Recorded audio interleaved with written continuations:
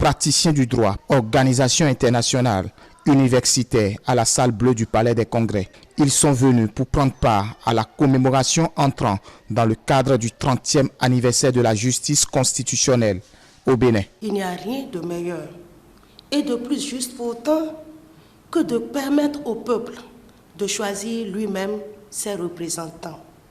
Mais il faut reconnaître que dans l'implémentation de la démocratie et de l'état de droit, l'Afrique subsaharienne a perdu son être, son essence, son authenticité politique.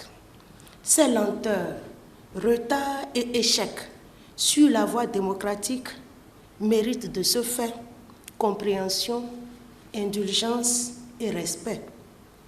C'est la conviction du chef de l'État, le président Patrice Talon, qui tout le temps invite ses concitoyens à ne plus en rajouter aux critiques extérieures en s'auto-flagellant, mais à rompre radicalement avec l'alarmisme, le catastrophisme et l'afro-pessimisme ambiant.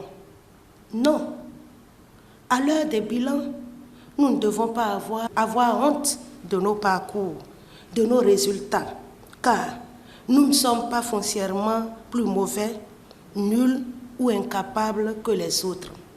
Nous faisons seulement nos propres expériences avec des hauts et des bas, des succès et des échecs.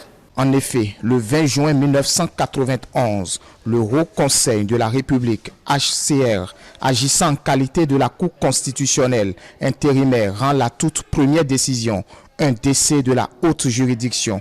En 2021, cela fait donc 30 ans que la justice constitutionnelle existe au Bénin. Moment pour la 6e mandature de faire le point sur la contribution de la Cour constitutionnelle au renforcement et à la consolidation de l'état de droit et de la démocratie. C'est depuis 1991, en effet, que la justice constitutionnelle est devenue effective dans le cadre des fondations nouvelles de démocratie libérale posées par la Conférence nationale des forces vives de la nation de février 1990 et portées par la Constitution du 11 décembre 1990.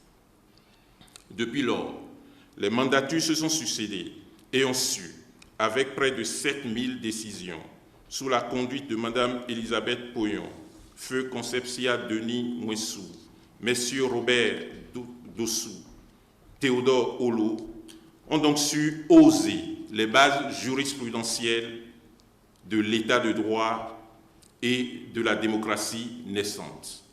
Avec ces présidences successives, la Cour constitutionnelle a contribué à ériger l'état de droit en exigence fondatrice et la démocratie en horizon indispensable au complet épanouissement de l'individu et au renforcement de l'État. Démarré depuis ce mardi 7 juin, cet événement prend fin ce jeudi 9 juin 2022.